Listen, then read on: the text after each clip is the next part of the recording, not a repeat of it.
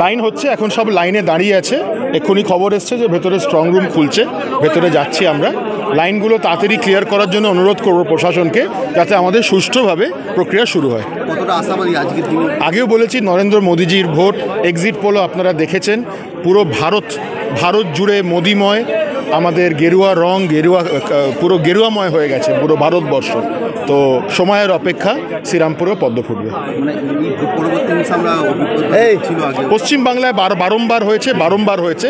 Election commission এবং কেন্দ্র সরকারকে আহ্বান জানাবো যাতে সেটা না হয়, এবং প্রত্যেকটা দলকে আমি বলবো নির্বাচনের মতো করে হোক। পুরো ভারতবর্ষে নির্বাচন হয়, কিন্তু পশ্চিমবাংলায় শুধু নির্বাচনী পোস্টপোল ভায়োলেন্স হয়। পশ্চিমবাংলাকে যাতে এই তকমা না দেওয়া হয়, শান্তিপূর্ণভাবে যাতে সব কিছু হয়। কেন্দ্রীয় বাহিনী, তারপরও দিকে দেখা যাচ্ছে যে অশান্তির পরিস্থিতি তৈরি হচ্ছে, কি বলবেন? বলবো যে নির্বাচন মতো করে শান্তিপূর্ণভাবে হোক, এটাই হচ্ছে গণতন্ত্র আসল লক্ষণ। পুরো দেশ জুড়ে নির্বাচন হয়, কিন্তু হিংসা কোথাও না হয় না, পশ্চিমবাংলায় হয়।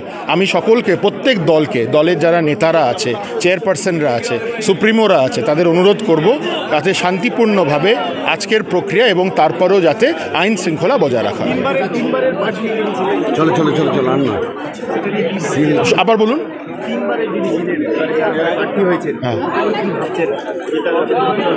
শুনুন, এই লড়াইটা হচ্ছে জনতার লড়াই, জনমতের লড়াই।